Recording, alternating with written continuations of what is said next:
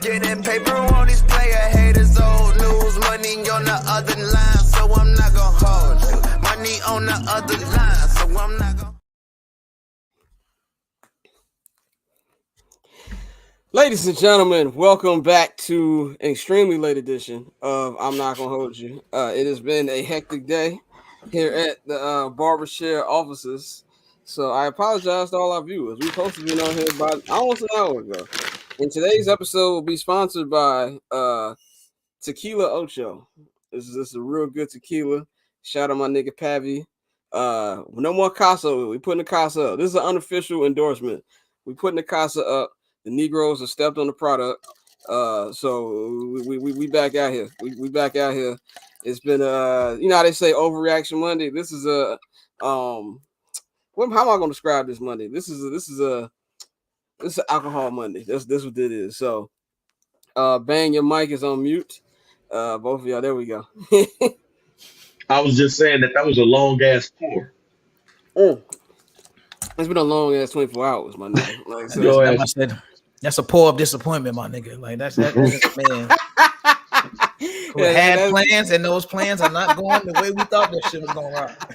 Well, your ass was talking like, yo, this is this. On a 5 minutes multitude of later. fronts.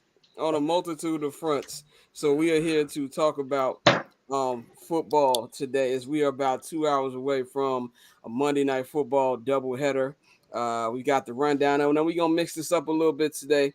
We got my homie Lotto, my man Shy Lottery on Twitter. He will be joining us soon to talk about the Chicago Bears. So we're gonna do the logo out first, because I think that's really what y'all want to hear us talk about anyway. Is the Chicago Bears. Y'all want to hear our disappointment. 79th House has still not been uploaded, and this is not because it was a technical difficulty last night. Honestly, the internet cut off mid recording, and so my brother had to edit it, and the internet at his school was very slow, and this nigga's not home yet. So when he gets here, it'll probably be up tomorrow. If I want to be 100% real about it, it's going to probably be up tomorrow. Now, this isn't one of our best episodes.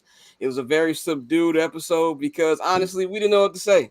This is pretty much where I think all Bears fans are at this particular point in our fandom. So that's where we are with that. But y'all are here to hear us talk about everything. This is episode 5, season 4 of I'm Not Gonna Hold You, man. This your guy Scott, Dante, Bang in the house, man. You know how we always start this off. You know to follow me on Twitter and Instagram at Barberchair Scott. You know to follow Dante on Twitter at OctoberZoneTay.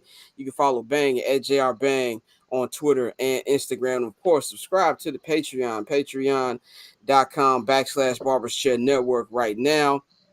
There will not be an episode of Summer Sessions this week. Me and Pav Pav has his dad's retirement join us tomorrow, and I fuck with Mr. McCoy. He's a cool nigga, and also free beer. I mean, I will be there. In the words of my man who's the Pep, the soccer coach, we will be there. We will be there. I'm gonna go ahead. I heard brewery nigga. We will be there. We will be there. So there will be no Summer Sessions this week. We will be back next week. But how was y'all weekend? My weekend was solid, bro. I was out in Dallas, had a good time, met some people, got a chance to take some cool photos and whatnot. And then on Sunday, reality hit. I got off the plane around 12:30, made it to the bar just in time. The first quarter, I saw the scripted drive, and then all hell broke loose. So, like you said, it ain't really. Week 1 was the shocking one. That was the one where we'd be like, "Oh shit!" Now it's like, "Oh, so this is really what it is." This, So I can't say I'm too up or too down. I'm just here, right? But we're gonna talk about it. Bang, how's it going for you? It's been a long 2 weeks for me. No, I wasn't gonna be able to do summer sessions because I got a funeral to go to tomorrow. It is. Hey, first of all, fellas, it's okay to say you're not okay. So let me just say that. Okay, you're All not right, okay. I'm not particularly talking about the Bears here, but it's okay to say I'm not okay. So this weekend I was able to say, hey, I'm not okay, And then I watched the Bears game, and I was really not okay. Even though I was almost right on the score, I said 24-21. It was 27-17. Me and my father and my brother had a spirited conversation because I'm trying to tell them the whole team sucks, and they like, oh man, nah, it's Justin. Like, nah, it's all these niggas. So I'm shocked I got my voice.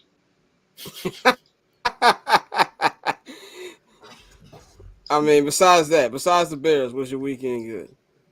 Oh yeah, other than that though, saw family I ain't seen in a while.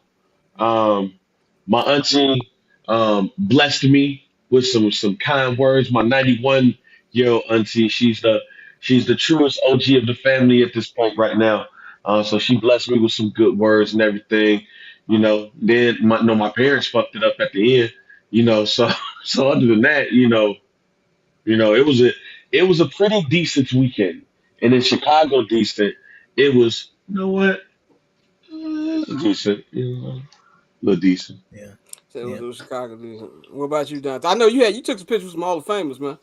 Tell us Yeah, I Oh about did. that. shit. Yeah, I had an opportunity to go to the Dream Ball Gala out in Dallas.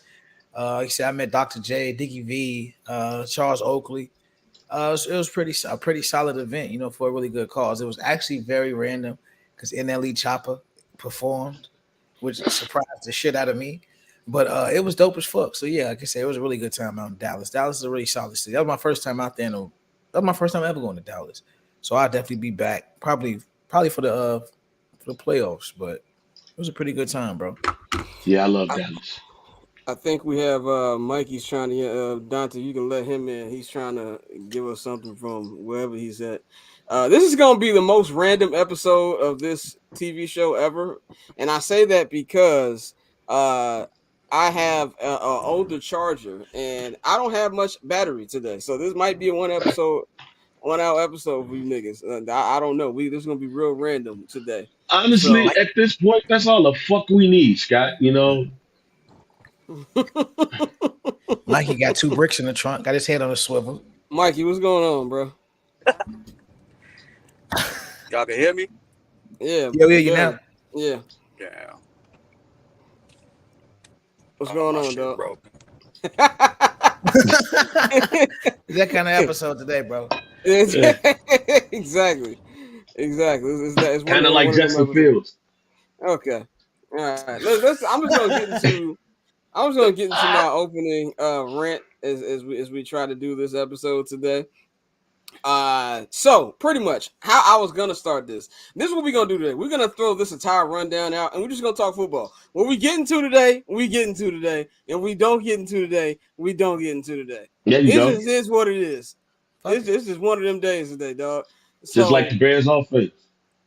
We do it I live. think Fuck it. we'll hear what Bill O'Reilly said. We're gonna do it live. We'll do it live.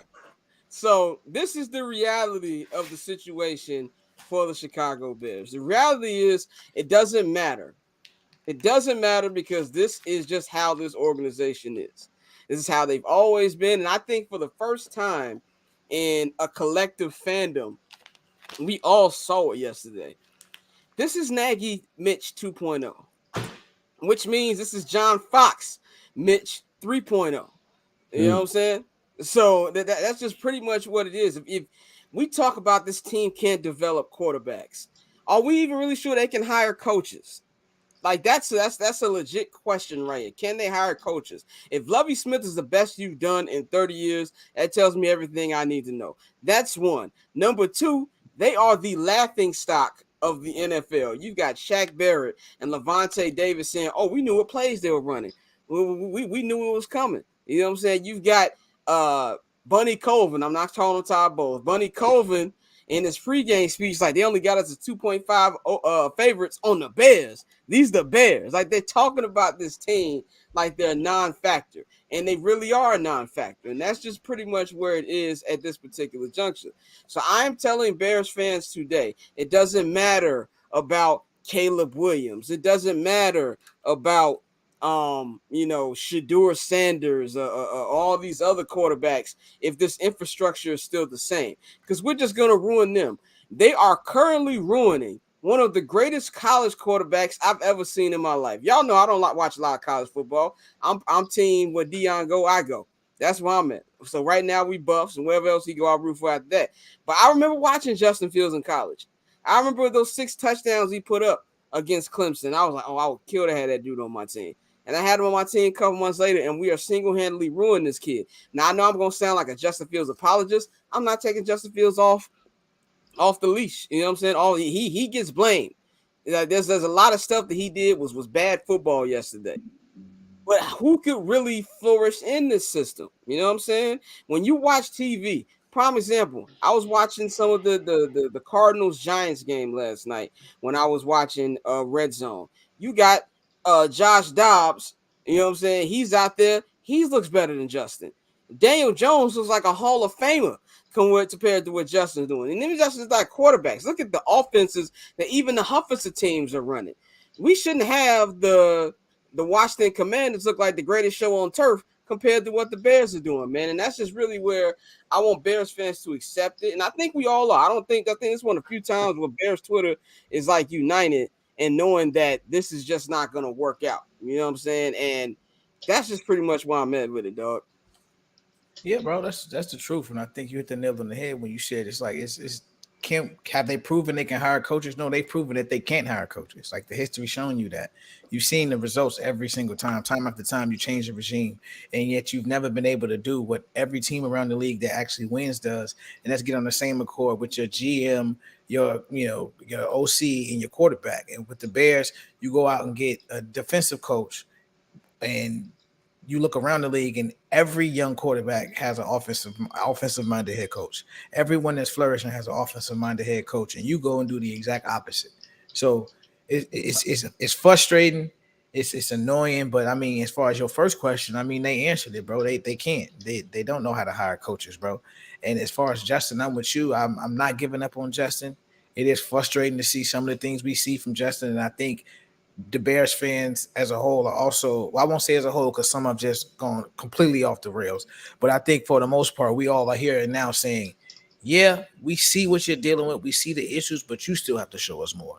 It still has to be something else from you that we got to see. And I think yesterday he was just holding on to the ball for so damn long. Yeah. And, the plays he missed that, they've been there over the last 2 games. It's one of those things where it's like, okay, we expected to see some of that, but we didn't expect to see this lack of aggression. Like they say, he's dropping back slower. He's processing slower than he was last year. They called 4 run plays for the guy all season. So you talk about taking one of his strongest assets, even though we know he can throw the ball. We want him to throw the ball more. His legs and his athleticism have been a great part of his game. And for you to take that away and say, nah, we want you to sit in this pocket. Like you can tell he's kind of been told, don't abandon the play. Like, let's try to throw the ball. Let's try to sit in that pocket and make something happen. And he just looks uncomfortable. And it's gotten progressively worse. I know it's only 2 weeks in, but to see where he left off last season and to where he is now, I gotta look at the coaching, bro. As much as we want to just shit on Justin, it's an issue. It's something going on in that building where you got Eric Bieniemy in DC going crazy with Sam Howell, who has probably a third of the talent that Justin has. So I'm going to cut you off real quick. I'm just going to say I'm going to log in and log out of the show right now. I'm going to do the show on my phone because this computer is not going to last much longer. So y'all continue while I log out and do this thing real quick. Yeah, keep going. So yeah, bro, it's a problem where you look at Trevor Lawrence and Doug Peterson. You look at Tua and Mike McDaniel. You look at every system that's in place. And then you look at the Bears, and you had a guy like Jim Caldwell who sat down with you and said, oh, yeah, by the way, we're going to do this to scheme up Justin. I'm going to put this around him. I'm going to put this system. You've seen his history with the Andrew Luck, with the quarterbacks he's had. He worked with Matt Stafford. Seeing the success he's had from his quarterbacks. And you said, nah, we don't want that. We want those hits principles. That's what we need. We want to bring that cover 2 back. That's what we want. And so it's frustrating, bro, but it's one of those things where the Bears are who they are, and we know that, G. Can't dispute anything that you said. Um, um, I'm just trying to find the perfect words to say, but there's no perfect words to say that this team and this organization, a charter franchise in the NFL, is one of the worst franchises in the NFL currently right now. Um, I'm I'm not going to put any thought on Justin because I've always been a firm believer that the it's the best players are in the best organization, or at least at the time they have the right people there. And the reason why I'm not going to put it on Justin is not because Justin's not playing well and all of that has nothing to do with that. But to your point, Daniel Jones led a comeback after being down, 20-7 at halftime. You got Joshua Dobbs, who was playing lights out for a bit and has been pedestrian enough to have the Arizona Cardinals in games. You have Sam Howell, who played only one game last year. He gets with Eric Bieniemy, and he looks hella decent. I could go on and on and on with other quarterbacks without getting into the offensive style head coach and the quarterback. Justin, talent wise, is one of the most talented players in the NFL. And if you read the clips, if you talk to people, he's one of the hardest working quarterbacks of all time. Everybody continuously say he's the first one in the building, he's the last one to leave. So with that talent level and that work ethic, he sucked. That's unexplainable to me.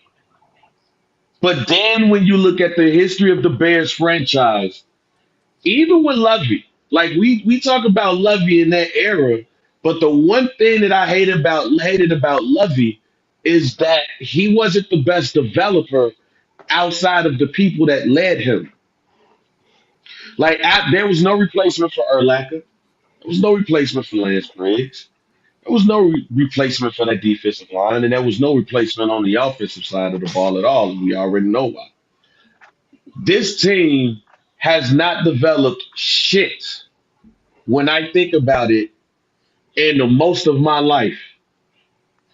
They have somebody needs to tell me to play how many out of everybody in the last I'm 41.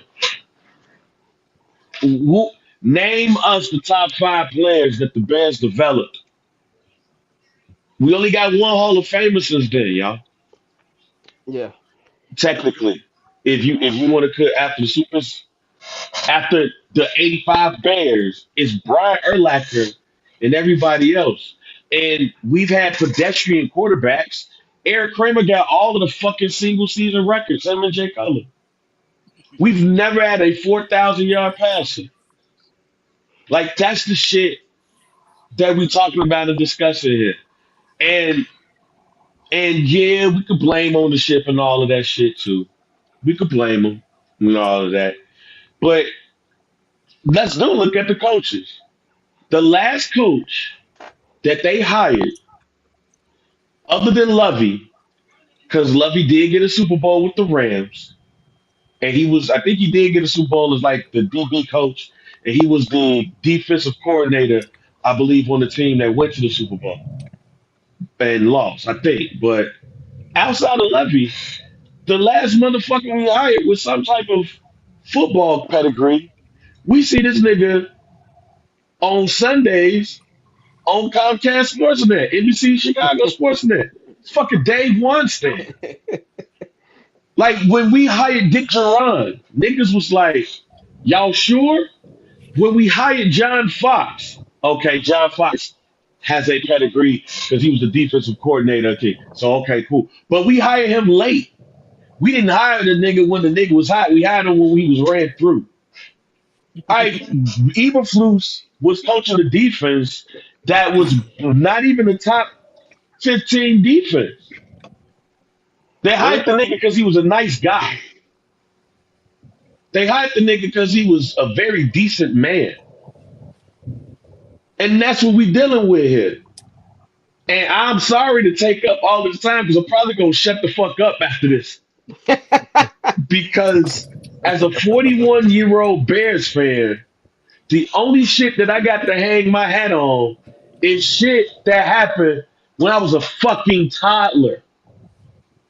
I was a fucking toddler. I'm tired. And this is directed to put that shit back on me. This is it. This is it. 'Cause this is a fucking message. This message is for Kevin Warren. I said this last week. And I'm going to say it again. Ted Phillips and the McCaskey family are the only people that's held the position that you in since I've been here.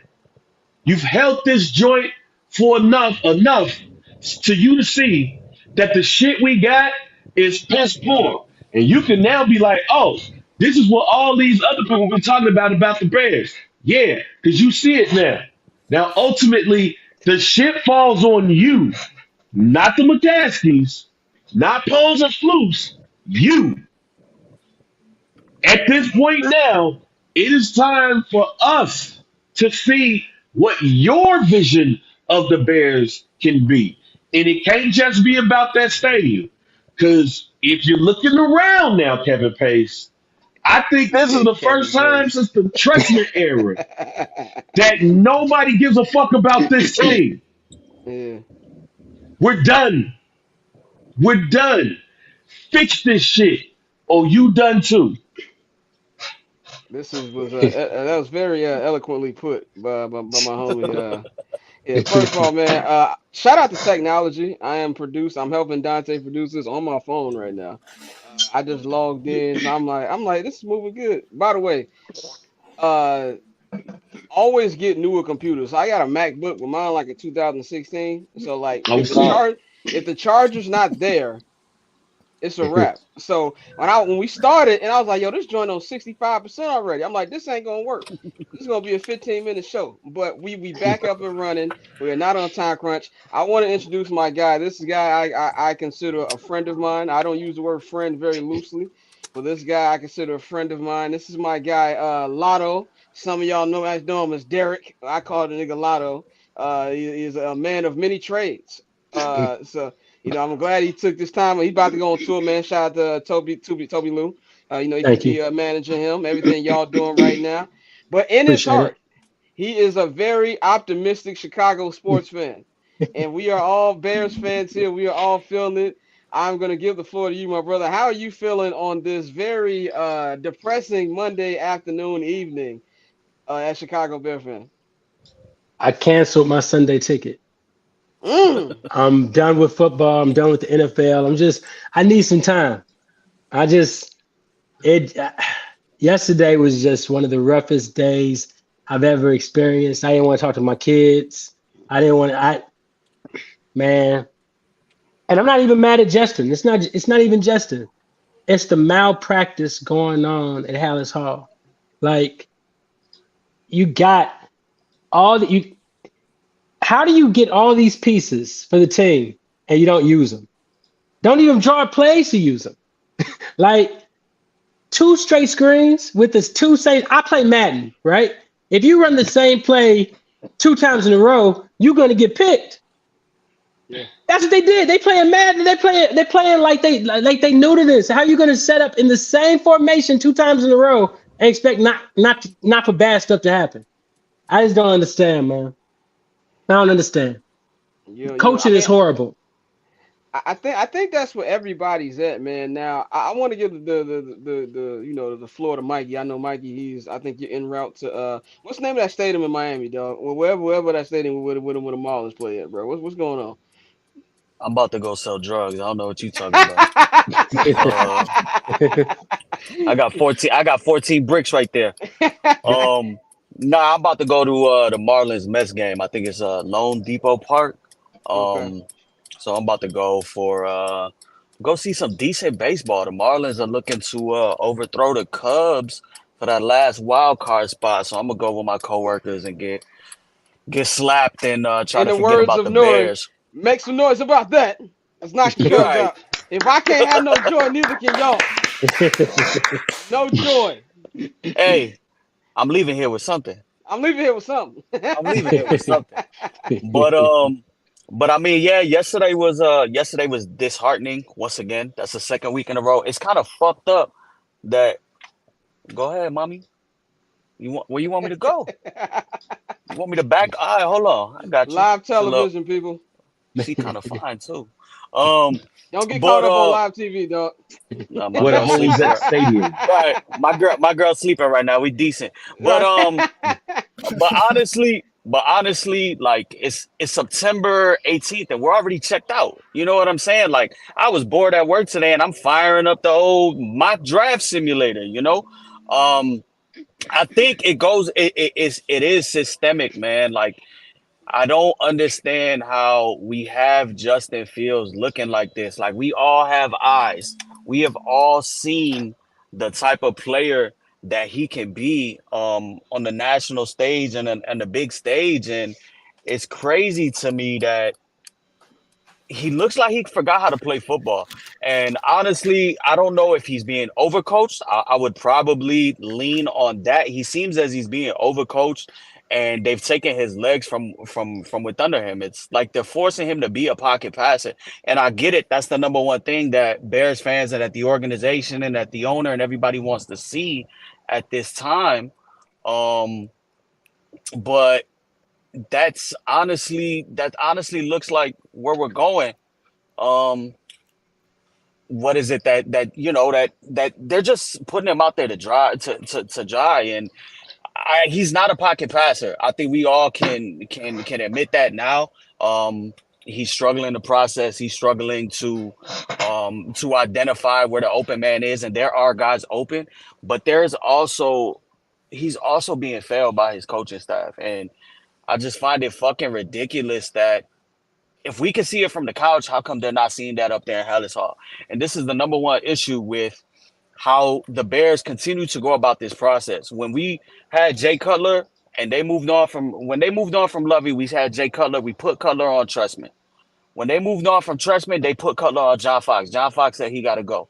Then they go and they make the Mitchell Trubisky trade, right? And granted, it's different regimes, but the same president. I mean, it's the same owners. The owners are allowing this to go down this way. So you draft Mitchell Trubisky, right? Without keeping John Fox in the loop. He thought they were getting Jamal Adams. He had no clue that they were going Mitch Trubisky, right? So then you go ahead and you move on from John Fox and you get Nagy and you stick him with Trubisky, who was the previous his guy's quarterback.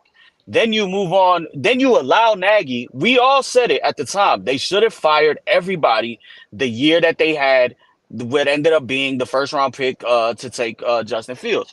They had the opportunity to do the right thing and fire every single person. And for the first time in history, align everybody in lockstep from a president of football ops to a new GM to a new coaching staff. And they could sit down and draft the quarterback of the future together.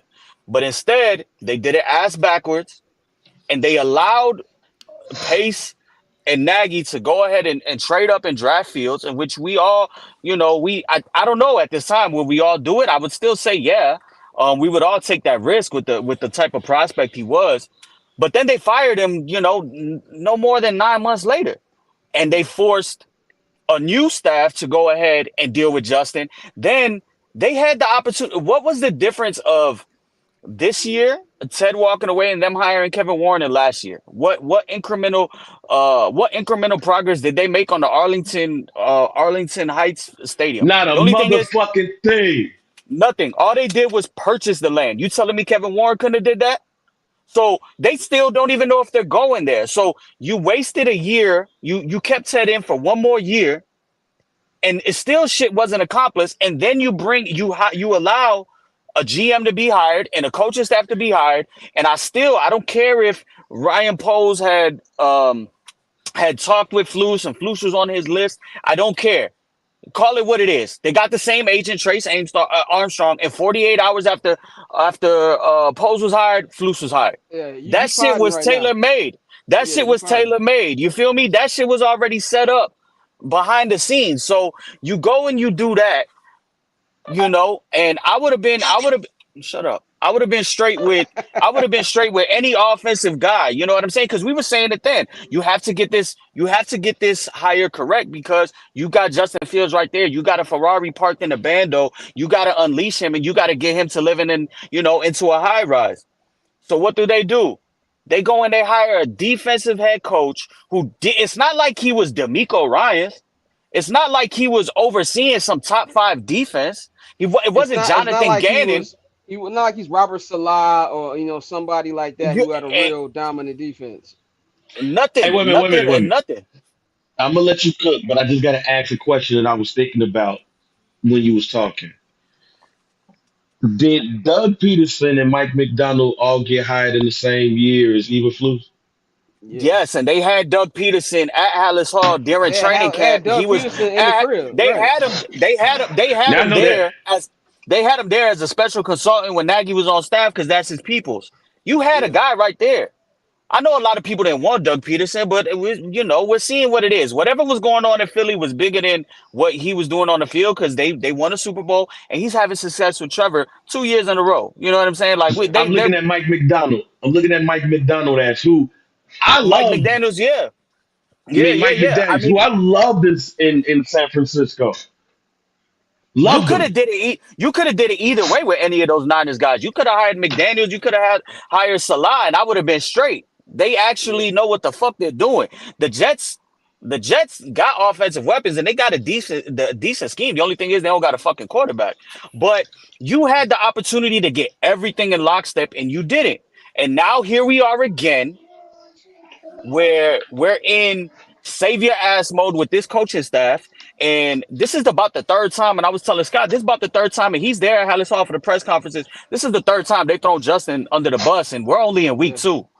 You know Yeah. what I'm saying? Like they And, listen to what they're saying. Getsy is throwing him under the bus and saying there's plays to be made. You got to be able to let it rip. Flus today saying there ain't nothing wrong with the play that you identify it pre-snap. There's plays to be made, and he keeps saying consistency. That's what we want to see.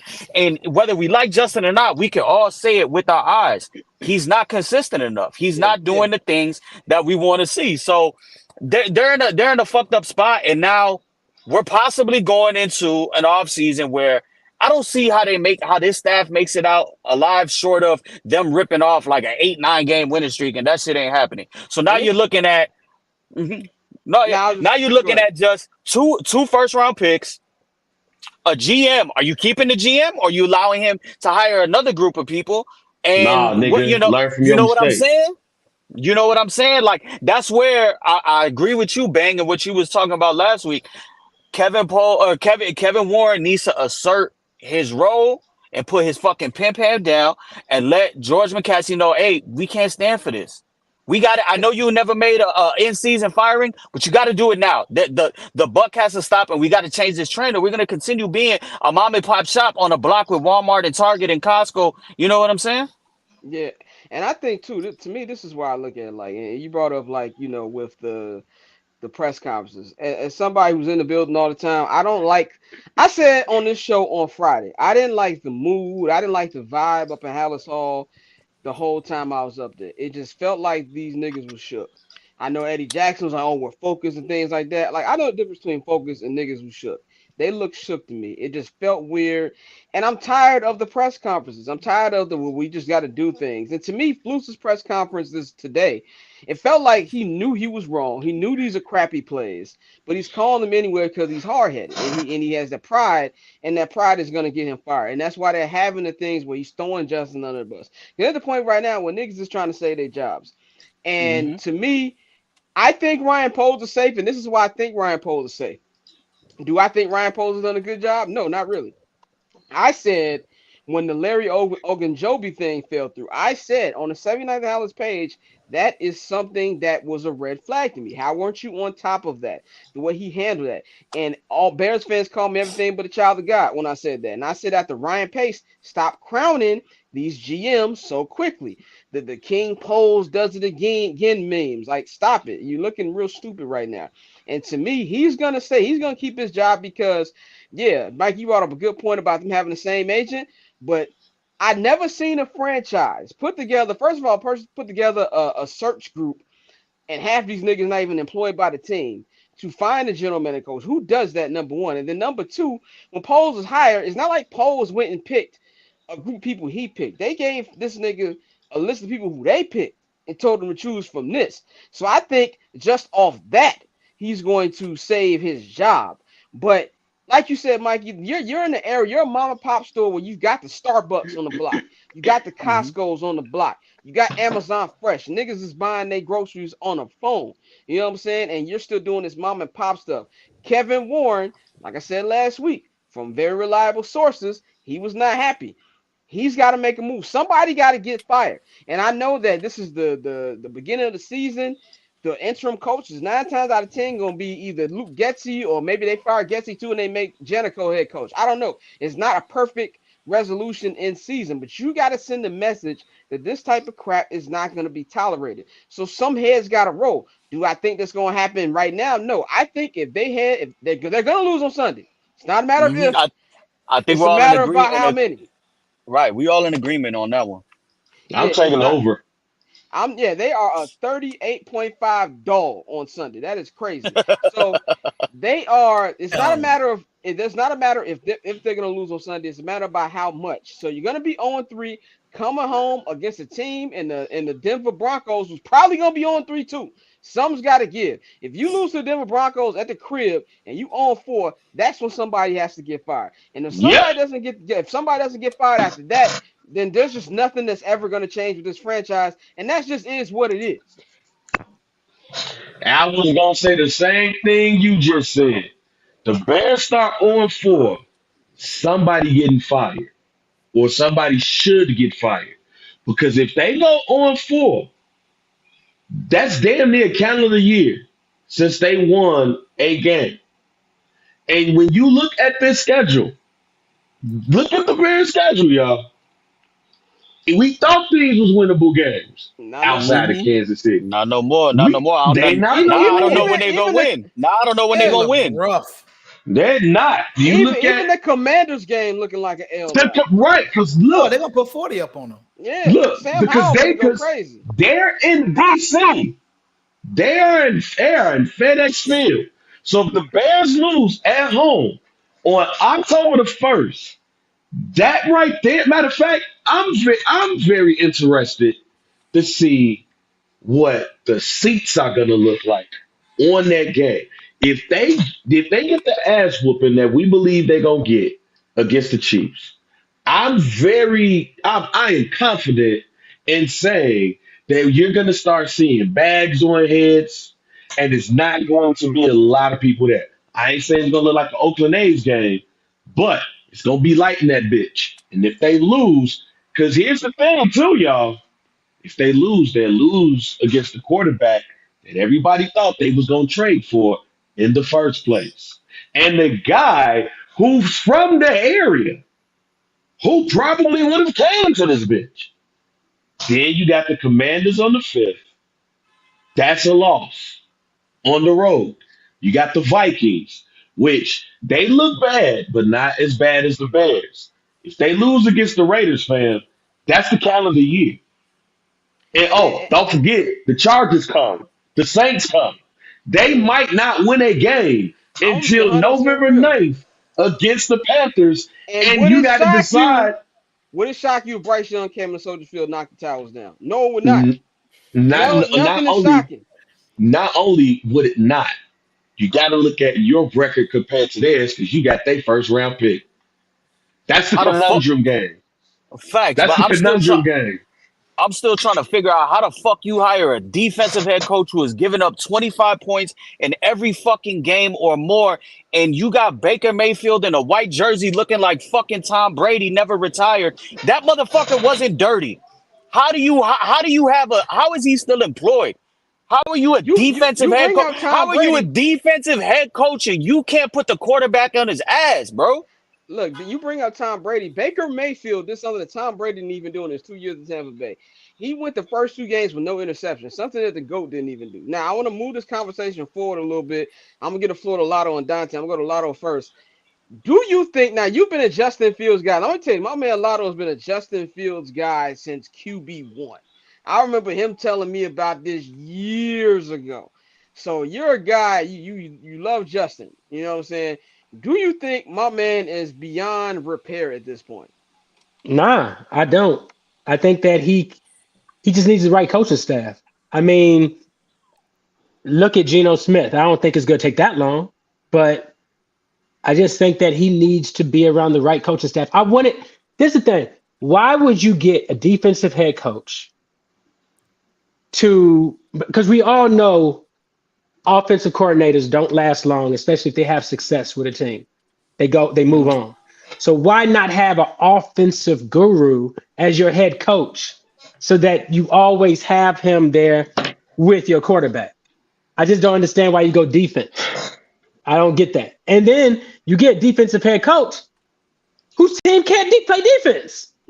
Right. So it never made sense to me. They set up Justin to fail. Then it's like, yo, we saw what happened when you catered the offense to him last year.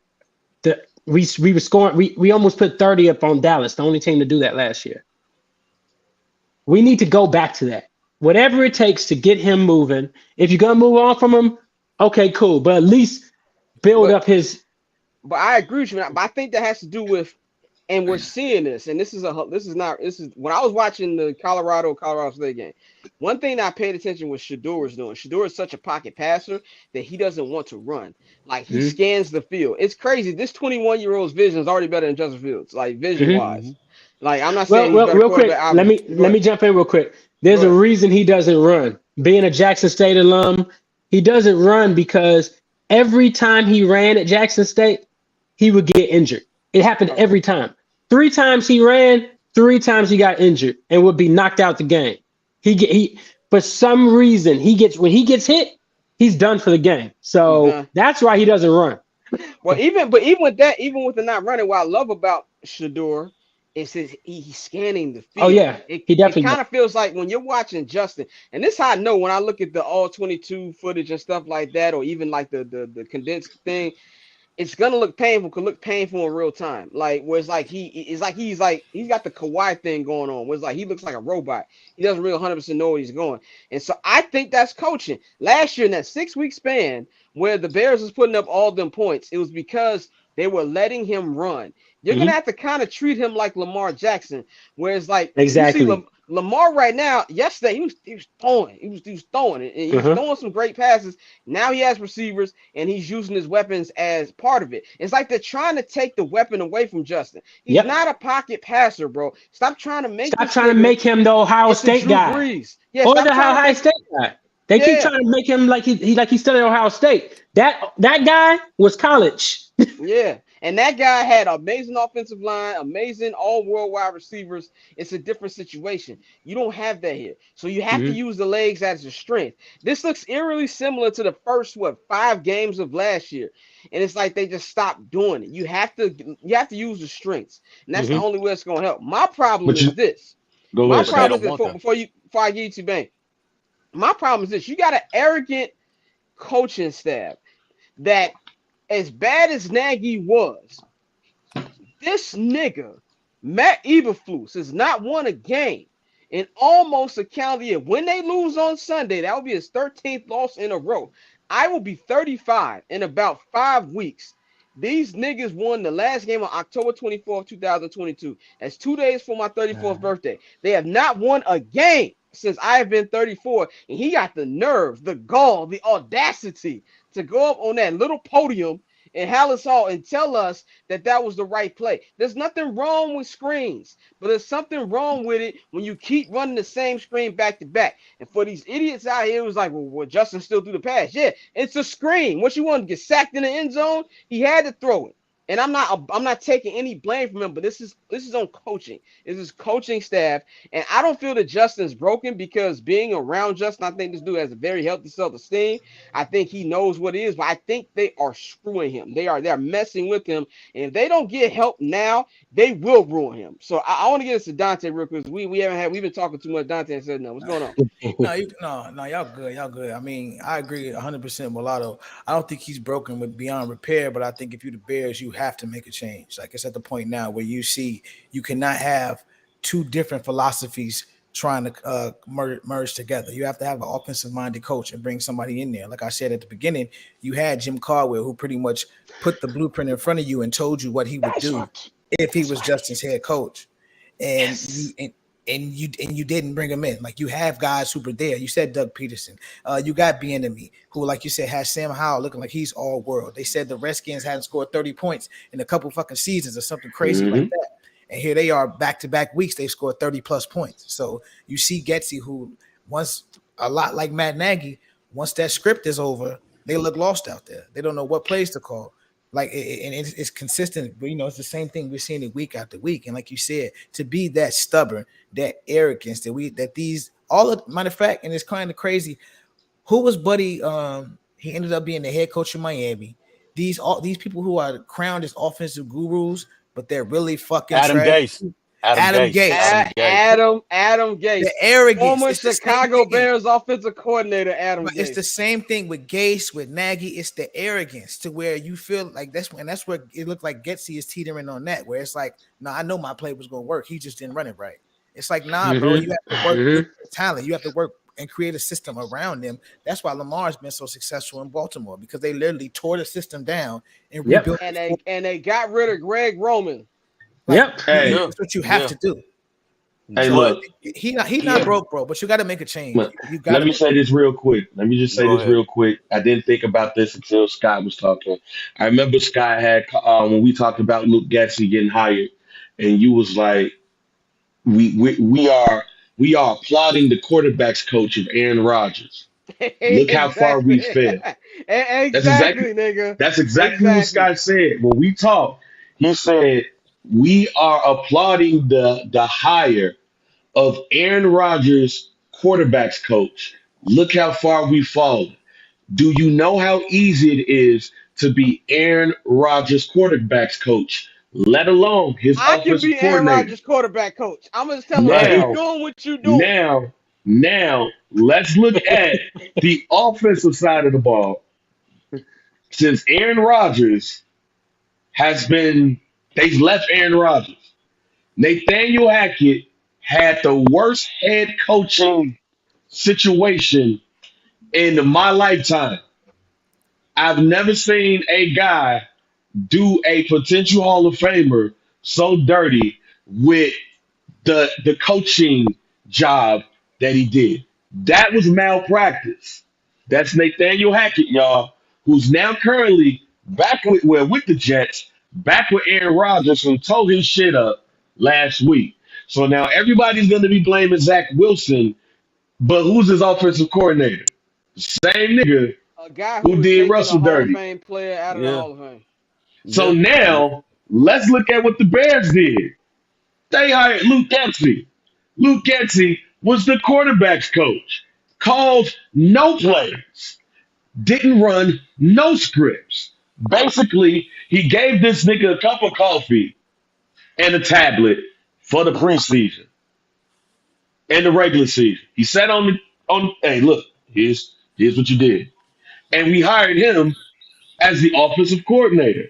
Now, the funny thing about this is, let's not just talk about Jim Caldwell, y'all. I love Jim I ain't saying Pep Hamilton is the greatest offensive coordinator in the world, but he's better than Luke Getsy is. He's better than Luke Getsy is. Because in the only season that Pep Hamilton was the offensive coordinator for the Houston Texans, they made Davis Mills look kind of decent enough to be like, yo, can we keep him and go somewhere else with this pick? And they still got CJ Stroud. And guess who's still on the team? Davis Mills. This is Pep Hamilton. And guess who threw for 300 yards before Justin Fields? CJ Stroud. CJ Stroud. So, I was about to say that. I just want to say this real quick. Go ahead. If you want to see the offensive malpractice, I know, Mike, you got to get about it. If you want to know the offensive malpractice, this nigga, DJ Moore, had 106 yards received. They couldn't stop this nigga, and they only threw it to him 4 times. Roshan Johnson had a 38-yard carry. And it's like, you know what? We don't need none of this. We don't Sit need his no ass points down. being scored. Let's not give him the ball anymore. Let's just keep throwing. It should not be rocket science, bro. If I can look at that final play, not really final play, but that pick six that Justin threw, I have never played football outside of the front lawn or the back lawn in my life. And even I knew how to stop that play. And if I can do that, what you think Shaq Barrett and Devontae David, these dudes who eat, sleep, breathe, and watch this stuff, what you think they gonna do? If I can Super point Bowl that out. champions, Like Super it's Bowl crazy. champion We shouldn't defense. have Dan Orlovsky, who and I love Dan Orlovsky, one of the worst quarterbacks that ever put up a football. And he's pointing this out like he's Peyton Manning. We shouldn't Hmm. have that. That is the The, problem with this franchise. the predictability was so bad. I think they said out of all of Justin's dropbacks, out of every pass he threw, only 2 of them weren't out of shotgun. Like Yeah. every single pass he threw was out of shotgun. So it's And like you speaking said, of they're trying to make him shotgun, old state. who was the That's last him. franchise in NFL history to adopt the shotgun? The Uh, Chicago Bears. And we see why. We It's see why. crazy. we always But a you day know, late and a dollar short, bro. yeah. And speaking to what you said, Dante, about predictability, when you throw Velus Jones out on the field, everybody in the fucking stadium knows what's gonna happen. He can't catch Yeah. the ball. So you're gonna just jet sweep it with them. Like it's like being at a baseball game and you know they're about to bunt. Everybody in the fucking stadium knows they're about to bunt. But yet Billy you still Hamilton at do it. bat. And you surprised it doesn't work. It's to bring this conversation full circle on like our trust in Justin and if we think he's broken or not. I think he's broken within the Chicago Bears and with this coaching staff because it is clear as day what they are trying to do. They are trying to make him a pocket passer. It's a reason they are not doing these design rollouts. It's a reason they're not letting him get out there and use his best athlete, his best asset in his legs right now, currently right now. And that's because they want a pocket passer. They went and got, like you said, they went and got Aaron Rodgers, quarterback coach. Aaron Rodgers is not running around crazy. Yeah, he can move and make some off-platform throws, but he's not running. He's staying in the pocket, quick throws. So that is what they want. If they wanted Justin Fields to use both and to be dynamic, they would use him as both. They would treat him as the dynamic weapon he could be in 2023 football. So I'm at the point where and this is where it gets really ugly, and this is where I agree with you, Scott, where it feels like they're setting him up to fail. It's because they're hanging on to having those two first round draft picks, right? Those two possibly Yes. top 5, top 7 draft Yes. picks, right? So the And we're gonna easy get to out that is in a to second hour. Why I think that's not an easy out. But go ahead. right, and, Mhm. and so the easy out for them in their eyes is, well, Justin wasn't our guy. He's gonna play over 30 starts. We've seen what he is. He's not able to do what we want in our offense. So let's just kick him to the curb and we'll get somebody else. When in fact, I think Justin, when put in the right situation, will put within an offensive mind with somebody who's willing to adapt, somebody who's willing to use his skill set and his tools, he is gonna thrive. And like Lotto said, it might not take as long as Geno, but somebody will take him and use him. There's gonna be plenty of teams that will not be in the Drake May, Caleb Williams, Michael Penix, lottery sweepstakes that will take a flyer on Justin Fields if the Bears do in fact choose to move on from him. The The only thing Falcons. I'm the Falcons, the Vikings, Yep. the Vikings, Yep. the Falcons, the Vikings. There's Oh, plenty how of sick teams. would it be if Justin dominates in the same division? That would make me throw up. The Tennessee Titans. There's plenty of teams, but Mhm. the only saving grace I have, and I hope is Kevin Warren has familiarity with Justin Fields being the president of Big Ten. He saw that Shorty is a fucking problem. I hope that he's in those meetings saying, I seen it. We've all seen it. You need to fucking fix your shit and build around Shorty and let him have the opportunity to at least show his weapons before they cut bait. I But I I, I, see, I will say this. Mike, do you have to bounce soon or what was? I want to hold you up. Nah, I'm straight. I got like 35 minutes. Okay, cool. real quick, real Yeah. quick, Scott. Let me ask this question. Let me All right. ask this question because I think we all agree that he's not broken and he'll probably end up on another team. But Mikey, based off of everything that you just said, why didn't they just pull the trigger and trade Justin Fields and draft Bryce Young with the number 1 pick? given because I that don't he think is yeah. even given that everything that they look like they're trying to do with Justin, that's Bryce Young. If you want, if you want a pocket passer, then look no further than the nigga Then Bryce Young, who yeah. that's named Bryce Young, who might not be as tall and wide as Justin, That's but what it he's comes down to. everything but it's everything Pause. that you want. Yeah, pause on No, all yeah, that. But he's yeah, everything Yeah, that you that's want. crazy. You want a pocket passer quarterback that can do X, Y, and Z, and you had him in Bryce Young, and you traded that pick. no, If you I agree. wanted I agree. that, You got No, better I agree. prospects. You got better what? prospects coming out this year, though.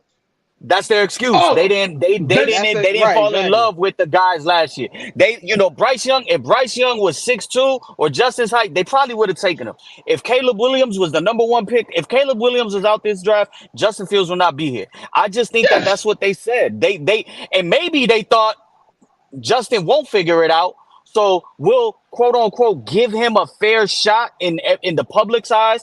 He's gonna prove us right that he can't handle it, and we're gonna get a high enough pick. Cause call it what it is. He's won 5 fucking games with us in 3 years. So if tanking is which they are trying to do, they then leave Justin in because he's gonna he's gonna show that that's what all he's gonna do is rack up L's No. based off, but that's Uh-uh. based off that's how they're looking at it is what I'm No. saying. That's I'm just saying that if that's what it is, then that's literally the even worse dumb move. Because if that's the case, then you just trade Justin along with trading that number one pick and then getting a lot of picks. Go do what the fucking Arizona Cardinals did if this is the case. The Arizona Cardinals quite possibly has done the best tank job in the Bro, history of the that NFL, that call came in along at with halftime. right, That call came in along. at halftime. But wait a minute. But along with getting the number one pick from the other team that looks like they doing the tank job. Because the Houston Texans ain't thoroughly improved like that. But they was just like, yo, we got building blocks for the future. So we straight. We got our quarterback for the future, and we got our defensive end for the future. The Arizona Cardinals like, shit, well, go ahead and give us that number one pick. Them motherfuckers gonna fuck around and have the number one and the number two pick, which means they gonna draft Caleb and Marvin Harrison Jr. If you gonna do it, Bears, do it like that. Because now you're gonna put yourself in a position where you're not gonna be able to get Caleb Williams. You're not gonna be able to get Drake May. You're gonna have to settle on Michael Penix Jr. You're gonna have to settle on Shador Sanders. Because if you tank, you don't tank for them niggas. You tank for Caleb. Yeah, I mean, to me, I look at Give me it. Shador. Yeah, yeah. I What mean, did Ross say? Shadur, the Shadur Sanders. Like to me, Shadur. man, the Shadur. It's like to me, man.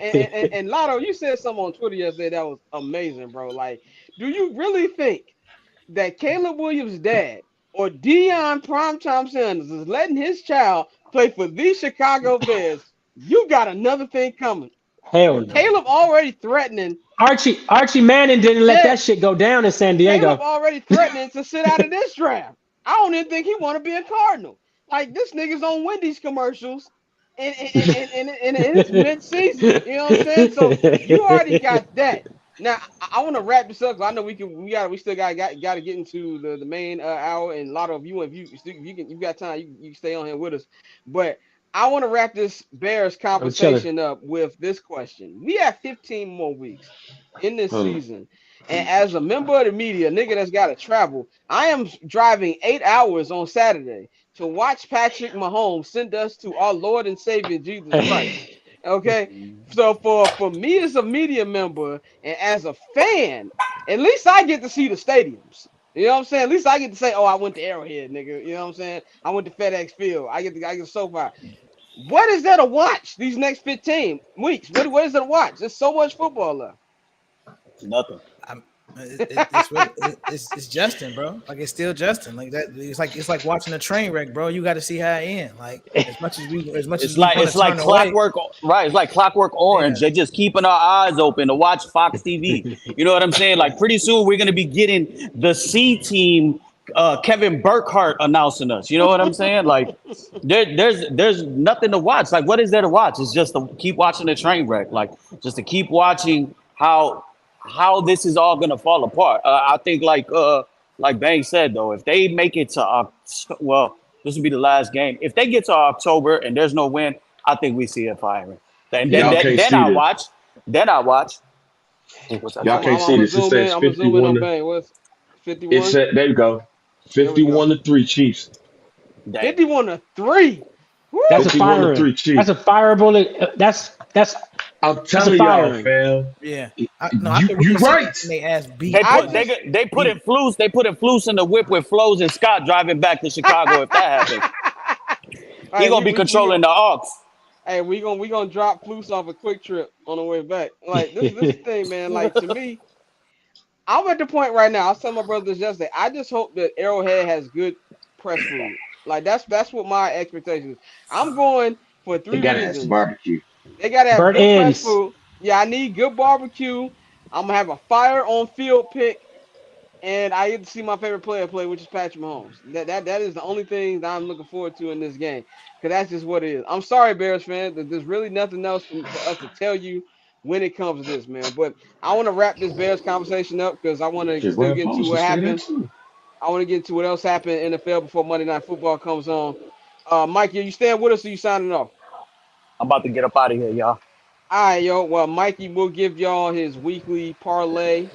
We will have that up for y'all. He gonna be in the island somewhere, so we gonna have that for you. So, Mikey, we appreciate you, bro. All right, y'all be easy. All right, Joe. Yes, sir. So, pretty much, man, we gonna get into what else happened in this football week. A lot of things going on in week two.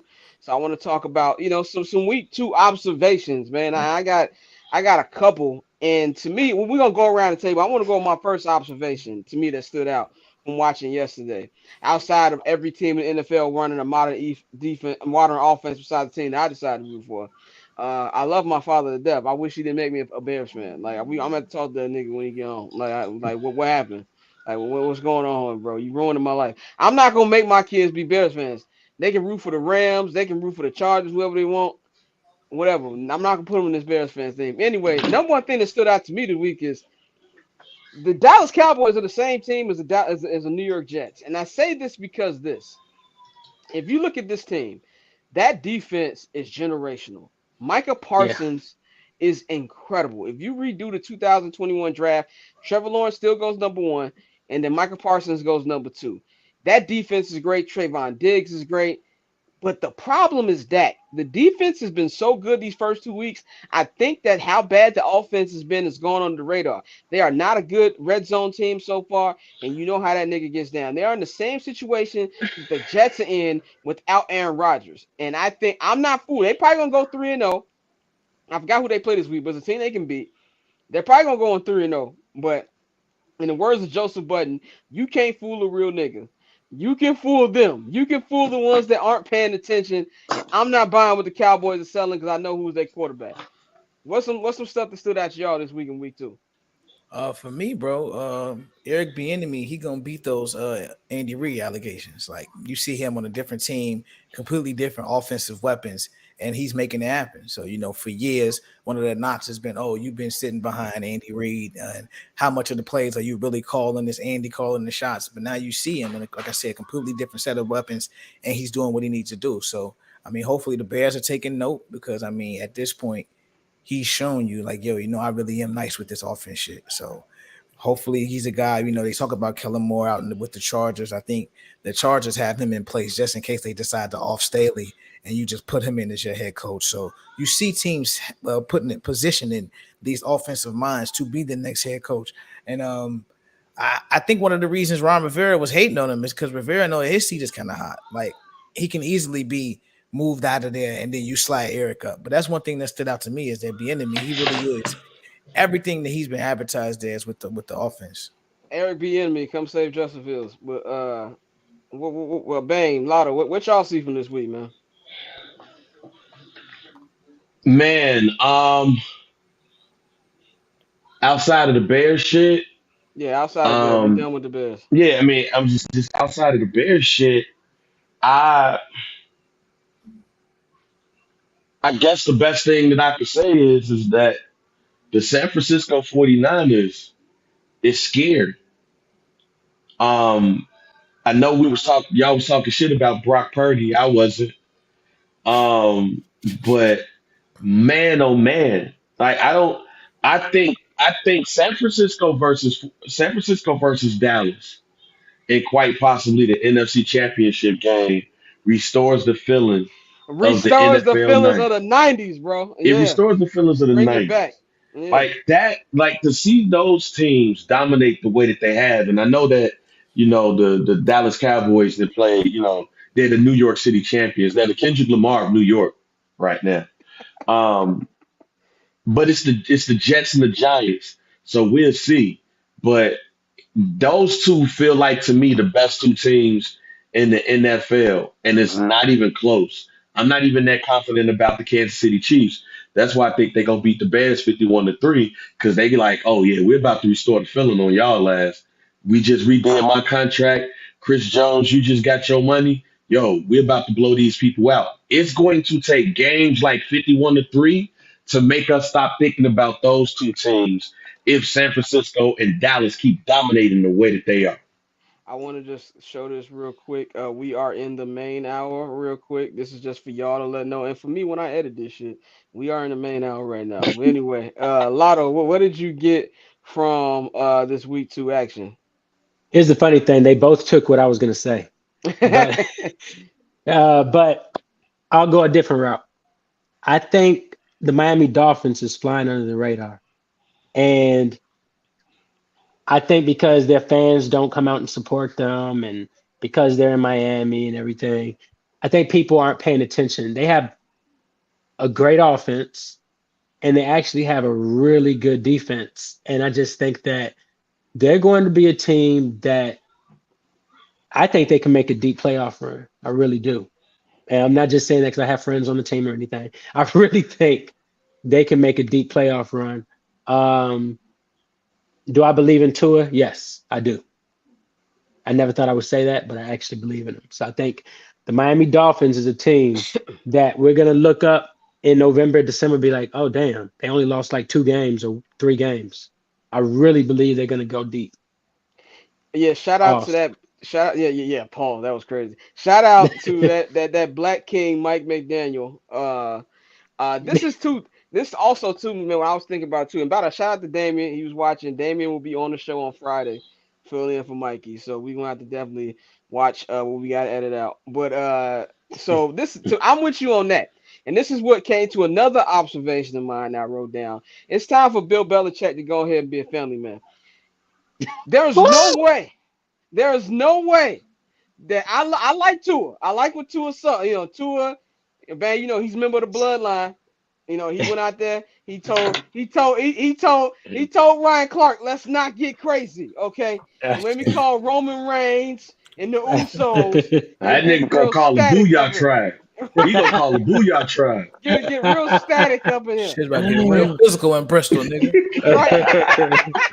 We gonna move some chairs in Bristol. You know what I'm saying? But like this to me is when I knew he needed to be a family man, bro. Nobody's scared of this nigga no more. Like they're not. The intimidation factor is not there. I like Tua, but Tua was throwing some BLTs all through that field yesterday, and that defense was not adjusting. You know what I'm saying? I think Miami's good. I think if Tua doesn't get concussed, they're gonna win this division. You know what I'm saying? Because I'm a Josh Allen guy. Lotto, I know you a Josh Allen guy, but my man looking like Jay Cutler out here. They have a real Yes. opportunity to win this division. But Bill Belichick got home, and I think the only reason they ain't fired him because he's still trying to beat. I think George Hallis for the most wins, or Vince Don Lombardi for Nah, Shula. it's the Don Shula. Don Shula. Don Shula for the most It's like wins. Shula. 328. How many he got? How many is he behind? I think it's 328. Okay, so when he beats that, they're not gonna fire him. Okay, respect him too much. He's been there 25 years, I think. We're gonna get a mutual stepping away. Oh That's what I yeah. think it's gonna come down to. But without Tom Brady, my man is looking real crazy out there. Remember, it was a conversation: is it Brady? Is it Belichick? It was Brady, bro. And this is no disrespect to Belichick. Belichick's defenses were amazing. At least the first three-peat. You know what I'm saying? With Vrabel, with Brewski, all those guys. Was time for you to go home. I didn't know this nigga was married. I didn't know this nigga had kids. It's time for you And to they go got home, hoes. bro. That's what I'm Bill saying. It's Belichick got time. hoes. It's Yeah. time Fuck for you you talking? to He go got home, hella dog. hoes. No, his mistress worked for the team or some shit like that. Man, you Yeah, see his wife? he Yeah. connected, dog. Yes. No, you Hey, know who white fine? Who the coach of Texas? Steve Sarkisian? Sarkeesian. I knew he Hey, was finna dog. say that. I Hey, knew he dog. was finna Hey, say that. nigga. Hey, bro. Salute to that man right there. I didn't Googling know. right now. Yeah, like Right. Google right now. I'm like Yeah. that Shaq man. I was not aware of your game. I was not aware. Shout Oh out to yeah, no, him, bro. no. Speaking of like that was his side shorty. And he said no. He called it He said sunshine. no. He said I'm not coming home. Like you see what I got over here. So no. Shout out to Sark, bro. He definitely got a win on him. Wait, Wait a minute. Whoa, whoa, wait, whoa. what? He Y'all didn't know had that? two white wives too? I mean, Y'all two didn't- black wives? yeah. Both of his wives were black? The Yeah, first one was black, the second one was yeah. black? Hey, What? dog. Hey, dog. You better be. Hey, you better get real familiar with Sark Hey, up in these streets. he was in Alabama. He was the coach. He was the offensive coordinator with the Falcons, bro. Like he been in some black places. Yeah. I respect. Whoa. I respect your game. I Okay. respect your game. And Bang is here, shocked. He said, yeah, yeah. No, "Whoa." no, look, no, no, look. Bangers. I feel it. I was like, look, I saw her on Deion Sanders' daughter's Instagram. I was like, wait, hold up, who this? And then I saw. I was like, oh, I was not familiar. I'm sorry, bro. I didn't know you was out here like that. I shout out to him. Hey, big dog. I But see why Damn. you put the Her Bible down. name You good for it. L'Oreal. Oh, yeah, nigga. yeah, yeah, yeah, yeah, Oh. yeah. Oh. Mm-hmm. Damn. Her name Lord. Yeah. Shout out to Buddy. Shout out Okay. to Buddy. Okay, Sark. Okay. Okay, sorry. Look, and this Damn. is another observation I had before we move on to winners and losers of week two. Sean McVay, and I've been saying this for about 5 years. I mean, a lot of when we was Hold going on, out Scott. I'm watching. sorry to interrupt you, Yeah. but she went to a HBCU for hell. She ran track at North Carolina A&T. Hey Shit. man, shout out to that king, dog. HBCU. Shout out to her, dog. She's an Aggie. Shout out to her. What Wow. what they say? Take hooks up, whatever they be doing out there. Shout out to you, G. Like that's what's up. Huck 'em But horns. yeah, Shit. this is what another observation I had. I remember. I remember when it was like 5 years ago. I don't remember if you remember this. When you was downtown LA and we watched that game. It was Rams Bears. That's when I told you niggas that Nagy was Huff, even though we won Yeah. that game. But this was like I think it was Sean McVay's first or second season with the Rams. And I was like, what does Sean McVay do? Y'all keep talking about how good this nigga is. I didn't notice how good Sean McVay was these last two games. He out there Mm. playing with Aaron Donald and me, nigga, and like 50 other niggas that we ain't heard of, and they A competing. nigga They named won, Puka. right? They won week one. You know what I'm saying? They was right in it with the Niners. That Yeah. dude is a Yeah. great coach. Like we Excellent gotta give coach. Sean McVay his flowers, man. I'm finally admitting that.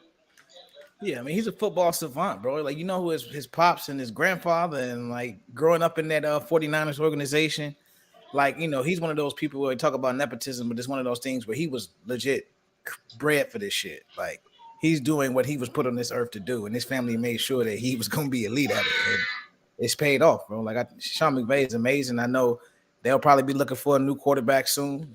Don't let him get Deion's son. Because if he does, it's Woo! over for the league. yeah, if he gets Shador Shador, and No, him, no, no. or Don't let McVay or Sean Payton. Have y'all I said realized? that too about Hey, him going look, to Denver. look. Did y'all watch his interview yesterday? My man Sean Payton took the car and backed it all the way up All on the way Russ. up. Oh, he was like, look, I don't know what this nigga doing, but this is not the type of stuff that I'm rolling with. I'm telling you, don't let him or Sean McVay get Shador. It's over. I'm telling y'all, Yeah, bro. it's gonna be over for everybody. It's gonna be over for everybody, bro. I got one last observation before we move on to winners lose, and then we're gonna preview these 2 Monday Night Football games, which are coming up in 30 minutes. Shout out to everybody who is in the chat room. Shout out to everybody on Facebook watching us. This is the main hour. I'm gonna keep telling you, this is the main hour of I'm Not Gonna Hold You. I'm very proud of myself because I'm really producing this whole thing on the phone. Shout out to Steve Jobs, nigga. Shout out to technology, real quick. But I also point out that the Arizona Cardinals, we talked about this a little bit, they are quite possibly executing one of the greatest tanks of all time. Now, it might not feel that way now, but I feel like last year the Bears tank was flawless, but maybe these niggas was just idiots 2 weeks into this. But Both could be that true. game, yeah, exactly. That game last night, they were running the New York Giants. I know a lot of Giants fans. Shout out my man Mariano. Check out the Shot Clock Show on the Barbershop Network, and we'll be back once the NBA season starts next month. But everybody talking about Danny Dimes, no nigga, that call was made. That call went in at halftime, like, oh, y'all tripping. Did y'all see Caleb? Did y'all see Shadur? Hey, stop trying to win. That's bro. what that was. I think the XQ one of the greatest things of all time. Yeah, bro. I told you last week, like, I said it to you and I tweeted it. I said they're gonna play great football for 3 quarters, and then they're gonna huff it up every fourth quarter. And that's exactly what you saw, bro. You're gonna see, like, they got the groundwork. You know, they already had the system in place. Kyler Murray used to tweak a little bit, but they still had a good team and a good system, good foundation. So they're going, like I said, they're going to compete every week. But because the NFL has been quietly talking about, hey, we're not really with the whole tanking thing, you never want to be that first team to get penalized for blatantly tanking. So they're going to be extremely competitive for 3 quarters. And then I guarantee you every fourth quarter is going to look like a preseason game, bro. Like, just get ready for it. Definitely, man. Definitely. What y'all think about it? Is there any other observations y'all have before we move on to the next topic? Nah, I think that's it right there, fam. Hey, if the Arizona Cardinals get the first 2 picks, though, that's classic. Oh, yeah. Classic. That is all-time tank. How would they get 2 picks, though? They own somebody pick? They They got the own the Texas Texans pick. pick. Texans. Oh! Are you That's what, yeah. serious? The You gotta let trade, that Caleb Williams shit go, yeah. bro. Yeah, it's over. We ain't getting Yeah. That's dead. The trade to get Will Anderson. Yeah. Oh my God! So they could get Caleb and this even worse because then they gonna trade Kyler Murray and they gonna get more picks. Yep. Yep. Yep. That's why I said, Scott. They did it If right. that's why I said, I hate to bring it back to the Bears, but that's why I said, if you gonna tank, if you gonna do all of this, do it like them niggas did it. Do it like the Cardinals did it. Because they can mess around and have 2 of the top 5 picks in the NFL draft. They can mess and here's the kicker. Fuck the Kyler Murray shit. If they get the top 2 picks in the NFL draft, you know Caleb Williams is going one. You can draft Marvin Harrison Jr. number 2 if you want to, but there might be a team in the top 5 or the top 10 that might look at that pick and it's attractive because they want Shador or they Drake want Drake May. May, they Yes. want Michael Pitt. Shadur. And then what do? You dangle that pick in front of that team, and you end up getting a couple of more first round picks. Yep. And we don't want Kyler Murray. We want that pick. All right, cool. But then there's gonna be some team that's like, look, Kyler healthy. All right, fam, we'll take him too. Oh, you got to give us a first round pick for him too. I bet. Boom. But nah, that contract too high. So I don't know if we could give you a number 1, but you might could finesse somebody to give you a late one that is still like a first round pick to some people. So fam, their take job might end up being very Extraordinary. quickly a very quick return on investment for the next 2 years for a multitude of picks, depending on where that second pick of theirs is at. I did not know that Texans thing. I did not. I Yeah. was not aware, bro. Yeah, we cook, brother. Yeah. Anyway, let's move on, man. Winners and losers. Us. winners and losers. Dante, do you have the video queued up? I wanted to play this video. I'm gonna start with my losers first. Actually, I'm not gonna lie, brother. When your MacBook died, the video went with it. So Okay, I do well, not have the video. we don't have the video then. We don't have the What video. an then. episode. Yeah. And whatever. Y'all got to deal with us today. Anyway, I'm gonna start my winners then because we don't have the video. That's my fault. Everything today is my fault. So if anybody has a problem, blame Scott Lewis. Okay. Blame me and everything that's been going on the last 24 hours. Blame me. All right. So anyway, my winners for this week. I'm going to start off with the Baltimore Ravens. I have been a Lamar Jackson critic. I have said that I didn't think he could throw, and with the way my quarterback is throwing, I look like an idiot. In the words of Stephen A. Smith, he said, I'm an idiot. Why? Because I'm an idiot. That's how I feel right now. But Lamar is in a zone right now. He's got weapons. He's got Odell. And a guy who I wanted on my team, Zay Flowers, is cooking. They're doing good. They're looking great offensively without Greg Roman. I think Baltimore Ravens fans should be excited. They're 2-0 right now. If Cleveland loses tonight to the Steelers, they're going to have a comfortable lead early in this, especially with the Cincinnati Bengals being 0-2. I like them. They're one of my winners from this week. Another winner I'm going to say is the San Francisco 49ers. Big win against the LA Rams last night. And the thing about the Niners has always been the quarterback play. The defense has never ever really been an issue in the Kyle Shanahan era. Yeah, Brock Purdy did not have a touchdown yesterday, but he made the plays. And the reason they lost the NFC Championship game to the Eagles because they had three quarterbacks out. And Brock Purdy can make the plays that Jimmy Garoppolo cannot make, I think this team can be the best team in football, man. So I'm gonna give it to them with my winner. And my third winner, even though I feel like he got away with murder, I gotta give it to Daniel Jones because Daniel Jones is making the line, not the Lions, but the Giants organization and Giants fans make them think that contract was actually a good investment with the way he came back, even though we all know the call was put from the Arizona Cardinals. So I gotta give it to my winners for Daniel Jones. Before we get into our losers, who y'all got as some of y'all winners from this week? San Francisco 49ers and Dallas Cowboys are number one because they were starting to fail in the 90s. Number two, Tua. Your mic is messing up, Defense. my G. You say What? Yeah, I think say something now. Yeah, there we go. There we go. Yeah. So the Dallas Cowboys versus the San Francisco 49ers in the NFC Championship game almost looked like a foregone conclusion. So got to give them a tie on. I love that. So that's a win for me. And then the Miami Dolphins, because look, what you can say about Bill Belichick, but they played that man well, fam. Like Tyreek Hill wasn't running around like he was last week. They played him good defensively, but Tua still found a way to win.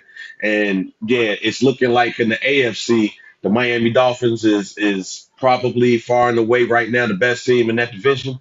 And considering what we've seen with some of these other teams, it's looking like the '90s, man.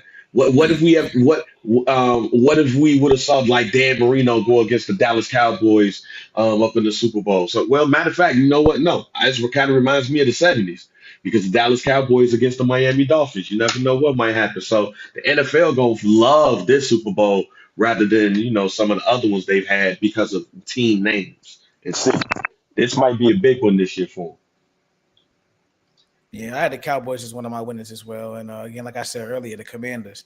I think jumping out 2-0, seeing that offense rolling the way it's rolling, definitely gives you something to be cautiously optimistic about. Because I think I said, I'm not sure Ron Rivera will be that much longer. And you have your replacement, your heir right there. And, Bieniemy is beating the Andy Reid allegations, and he's going to step up into a head coaching job pretty soon. So I think the Commanders, you're a winner because now when you have a person like that on your staff already, and you already know, like I said, Sam Howell is cool, but that's probably not their guy that they're going to go with. But that has you ahead of the game if you're that new ownership group because you can make a change at your head coaching spot and have an offensive guru in there to say, okay, now we're going to let you pick your quarterback. You go get your guy, and you go from there. So I got the Commanders as one of my big winners so far. I got the DMV as a whole because you got Baltimore undefeated, Commanders undefeated. Great time to be from the DMV if you love football. So shout to them. Also, a lot of people may not know this, but DC, even though it's DC, there's a lot of Cowboy fans in DC. Yeah. So I know they're happy. So they're happy about what's going on down in Texas too. So it's just a great time all around to be, in that area. Losers besides us. I'm gonna say the Vikings. Yeah, I was going. Yeah, that's a good one. Maybe go to the Vikings because You got a generational wide receiver. You have you have an offense basically, but you're 0-2 in a division where you looked like you was it was going to be between y'all and Detroit last year. This year they may be picking where we at. They may be top 5 picking team because I don't know what's wrong with them, but they find ways to lose. So I'm gonna go. I'm gonna say the Vikings right now, and I don't think they can fix it either. I think the division. I don't know who's gonna win the division, but it damn sure ain't gonna be the Vikings. Yeah. My lose, I only got one so far that really sticks out. It's the Denver Broncos. Like the Denver Broncos could quite possibly be in hell. Like Russell Wilson, that contract is bad, and you brought in Sean Payton to, resurrect his career. And so far, it hasn't really looked like it's going the right way. Outside of that Hail Mary at the end of the game, Russ has looked kind of like Russ last year. So, I mean, it's one of those situations where if you're the Broncos, now you're at that crossroads. What are you going to do? Like we talk about, John Lynch and the ironically enough, 2 former Broncos. We talk about the leeway that Lynch gets, but Elway's the same way. It's like, Peyton bailed him out, but other than that, he still has yet to replace Peyton Manning and get a quarterback in there to really, lead his franchise. So that's one of my biggest losers. Well, that is my biggest loser. It's the Broncos. You No, know how we had. Denver, John Well, Elway ain't even there no more. He was like, He, fuck it. tweaking. Yeah, go wait, ahead, real Lotto. quick. You know how we had to figure out who it was between Belichick and Brady, and Brady ended up showing that it was him. Yeah. Yeah. Well, with Pete Carroll and Russell Wilson, I think Russ was trying to show that it was him all along, and nah, it was Pete Carroll because Pete Carroll's gonna. It's still going strong in Seattle. The way Yep. that he transitioned from Russ to now Geno, like Pete Carroll looks like he's the man. He was the man up there, and I don't know. I don't know if Russ can fix this, man, because Russ just. I think it was dumb. He should have stayed in Seattle because he's getting exposed, and I feel bad because Yeah. I'm a Russ guy, but he's getting exposed. He's getting exposed. He should have been exposed for that terrible Subway sandwich that they had last year. But I'm a Russ guy too. Like I like Russ. To me, the number one loser this week. I mean, Bears fans were obviously losers. I think Joe Yeah. Burrow is a loser because nigga, you know you can't play right now. You know you can't. He re-aggravated his calf. You don't want to play with calves. That's how KD tore his Achilles. That's how Aaron Rodgers tore his Achilles. I think they need to sit Joe Burrow for a nice minute. Now, is it probably going to ruin the season? Yes. If you look at all the 0-2 teams right now, I think they're the one in most of some deep crap. Because if you look at the Baltimore Ravens, they're 2-0. If Freaky Sean and the Browns win tonight against the Steelers, which I'm picking them to win tonight, they're going to be 2-0. You already going to be behind the 8 ball right now. So that's going to be a problem for them. But my biggest loser is what we talked about on Friday, man. What we talked about on Friday. You niggas who are Detroit Lions fans wearing ski masks in Detroit, like Ford Field is a smack dab in the middle of downtown Detroit. And I don't know if everybody done been to downtown Detroit. When you exit out the side of Ford Field, that alley looks like the same alley that New Edition walked through at the end of the Can You Stand the Rain video. You will get dealt with. And y'all out here with these ski masks. And if my computer wasn't dead right now, I'll play the video of the Seahawks with the ski mask on in the locker room. So I'm gonna put it for them. And this is the reason why I feel like even as bad as it is for the Bears right now, and I am not saying I'm giving the Bears any type of hope, but this division is going down to the last week. Well, I would give Matt LaFleur this. Matt LaFleur is actually a good play caller. It wasn't just Aaron Rodgers because the way he schemes, Jordan Love has been amazing in these first 2 games. But when it came down to it in that game in Atlanta, and they needed Jordan Love to make the throws to win the game, my man's could Trash. not do that. He was trash. And so that's why I feel like nobody's finna run away with this division. So my biggest loser is the Detroit Lions for the way to win. Jared Goff showed you. When Jared Goff got a throw, he gonna get picked off. You saw it happen. You saw it happen, man. So that's what I'm gonna give my big lose to. I agree with you. I was gonna say the Detroit Lions. That it's always fucked up when you start feeling yourself and then you try to do something with the fans for the fans and you get your ass whooped. It's like I hate to bring up this bad memory, but when Carlos Boozer made that rap with the Chicago Bulls, Oh, we here all we go. collectively was like, yo, this shit's a rap. We Bro, lost. it was a rap when they signed him over Chris Bosh. That's when it was a rap. Yeah, but when he made that rap song in the playoffs, we was like, all right, get the fuck up out of here. But what's the cornerback? Art when R.W. McCorders Mm. made that damn rap song, When we R was like, Dub yeah, made this is a that rap rap. song in '01, I knew Donovan McNabb was gonna get Knew it one was of their over. hands. Knew it When was R over. Dub made they did the 2K1 Super Bowl shuffle, I was like, get Yes, them out of here. get him out of here. So it's the same thing with Detroit. Hey, hey, do you not understand the history and legacy of Detroit Lions football? You should have waited till y'all niggas was like 6-1. Matter of fact, nah. Wait till y'all clinch the playoffs. Cause remember when the Miami Dolphins ass was undefeated, and they thought they was gonna go to the Super Bowl. This was the year. Dan Marino tore his Achilles, and Scott Mitchell had to come in for the rest of the year, Scott and they Mitchell. lost Oh my every God, damn what a game. name. Huh? What a name. Hey, shouts out to Detroit, because Detroit signed that nigga thinking we had the quarterback of the future. And he did. Oh my God, he was horrible in Detroit. He Shout was out to rough in Detroit. Detroit. So yeah, hey, look, pump the brakes before you start doing, your little signature shits. All right, Yeah, Detroit Lions, clinch a yeah, man. playoff berth, then put the mask on and shit. But You y'all will ain't good enough. Y'all ain't no feeling to restore. Y'all ain't got shit. So just you play. you will get robbed outside of Little Caesars Arena. You will. Uh, you will get robbed outside of the Coney Island. I know Detroit very well. Shout out all my Detroit people. Shout out my cousins and my auntie, my uncle out in Same, Detroit. same. Shout out all my niggas on 7 Mile and Rockwell. Shout out to all y'all. But stop wilding, bro. We gonna wrap this up with a little bit of a Monday night football preview. We about 35 minutes away from the doubleheader. Monday night football is going to be Steelers Browns. Kenny Pickett versus Freaky Sean on ABC, and then we're gonna have Bryce Young versus Derek Carr on ESPN. Let's Man, go Saints. what y'all got tonight? Who y'all got tonight? How y'all see these two games? And we have a new Monday Night Football theme being debuted by Chris Stapleton and the one and only D.O.G. Snoop Dogg tonight. So a big night Monday Night Mm. Football. What y'all got going on tonight? Okay, man, I got the Saints winning. I got the Saints winning by 10, 27, 27-17. I think, Bryce Young is going to look a little decent. He's going to look a little decent, but 27-17, the Saints is going to win. And I have 31-10, the Cleveland Browns shellacking the Pittsburgh Steelers. Hey, look, I ain't Mm. gonna front, man. This might be Mike Tomlin's last year in Pittsburgh. Well, as far you think he gonna leave, they don't fire niggas. I think he's going to leave. I think Okay. he's going to leave. Mike I Tomlin in think Chicago, we gonna fire that up?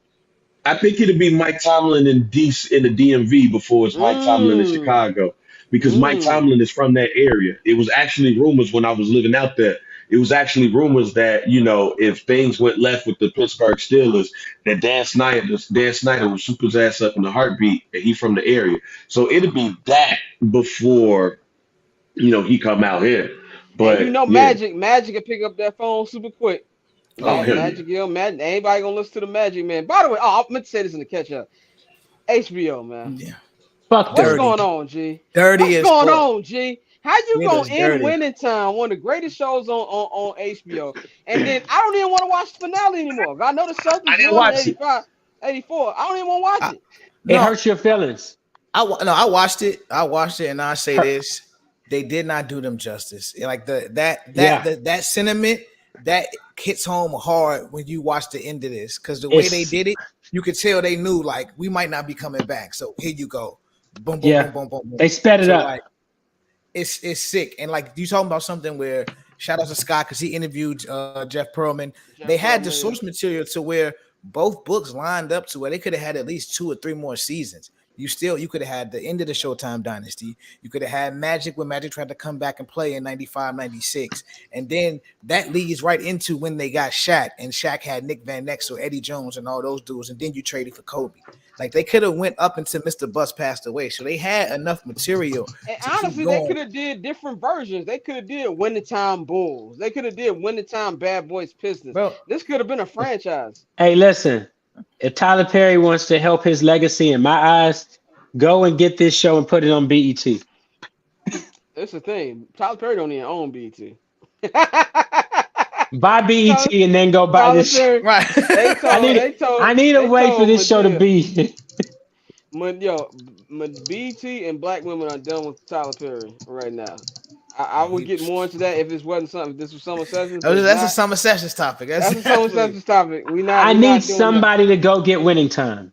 Winning Time does Somebody need to go not. pick up Winning Time. Netflix Somebody. should have picked it up, Showtime, but Netflix, everybody being cheap right somebody. now. Yeah, I mean, Somebody. yeah, everybody still, still boycotting, which I understand. Yeah. But my take on tonight, man, I got the Browns winning.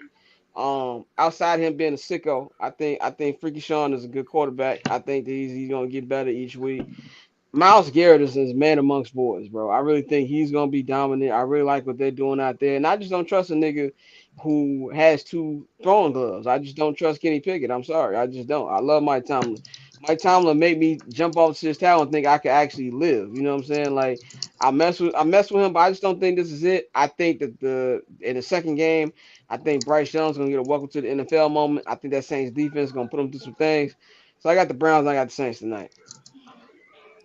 Yeah, I'm going same Brown Saints, bro. I think Bryce Young is getting, baptized early. Like I said, I like what I saw week one with him. At least, still being aggressive, trying to make his throws. You have more of that this week, but like we all know, going down into the Superdome, that's a tough place to play. So that's going to be one of his first real welcomes to the NFL.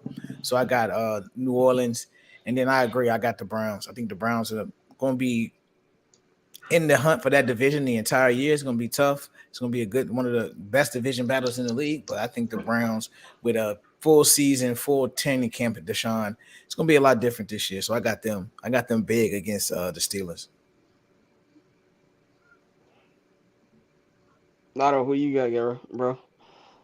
I'm gonna go Browns and I'm gonna go Saints just because my joy is watching Carolina lose. I watched the first game already, and I had extreme joy when they lost. I just got to see Carolina lose every game. I got to see us at least have something to be happy about. So I need them to Leaving up out of lose. here with something. Yeah, yeah, Leaving up out of here definitely, with something. definitely. Oh man, I think yeah, man, it's gonna be some good games, bro. I'm looking forward to tonight. Today's episode was unofficially sponsored by Tequila Ocho. Shout out to Tequila Ocho. I just killed this whole bottle. Uh, Nice. it's been a long 24 hours, dog. We will be back on Friday. Damien will be filling in for Mikey. Mikey's gonna be somewhere. I don't know. I think he's gonna be in New Mexico, so he will not be here, but he will have your weekly parlay. We're gonna have The that up on fuck all is the in New barber chef Mexico? socials. I think that nigga's going to a wedding. I think he is. I don't know. Niggas get But married out there? that's a good question. That's a I'm going to good say question. Nick, but yeah, people get married out there. Yeah, that's a good question. Next week, next Monday, we'll either be doing next Monday or next Tuesday, because I'll be coming back from Kansas City. So depending on what time I actually leave, we'll know which day it'll be. But we will get that done for y'all. Is there anything y'all want to say if we get up out of here? Hey man, Kevin Warren, you on the clock, fam. Make the right Damn, decision. Make damn. the right decision, fam. Blow it up now. Let's not wait. If we go tank, let's do a tank job. Do it the Let's right do a way. tank job like the Arizona Do it Cardinals, the fam. right way, Look, how bad is it that we're jealous of tank jobs? bruh. It's Yeah. terrible. It's terrible. Lotto, bro, we appreciate you coming on. Let everybody know where they can Thank you. get in tune. Everything with Toby, everything y'all got going on. Um, Follow me on Instagram and Twitter, CHILOTTERY. Follow Toby Lou, TOBILOU. See us on tour. We're doing 25 cities. So we start tomorrow in Dallas, and yeah, ready to go. Ready to go, man. Get in tune with everything they doing, man. We'll be back on Friday to get y'all ready for week 3. We're gonna be talking about this Colorado Oregon matchup that I'm excited about. We want to see how the Buffs gonna match up with that. Travis Hunter will be out the next 3 to 4 weeks. That is terrible. That's sad. I think old boy need to be suspended for that. Yeah. But Hey man, shout that out to boy the he Buffs. getting death threats though. Man. That boy Yeah, got don't some send him death that. threats and shit. Don't send him that. He a kid, man. At the end of the day, these are kids. You know what I'm saying? Like, let's keep it They that getting way. their These ass are watched kids. next week though. Oh, Look. yeah. I think. This is my take. Now, granted, I don't know college football like that. I could be wrong. Take this with a grain of salt. I think they're gonna go 1-1 in the next two because as good as USC's offense is, their defense is tougher than Colorado's.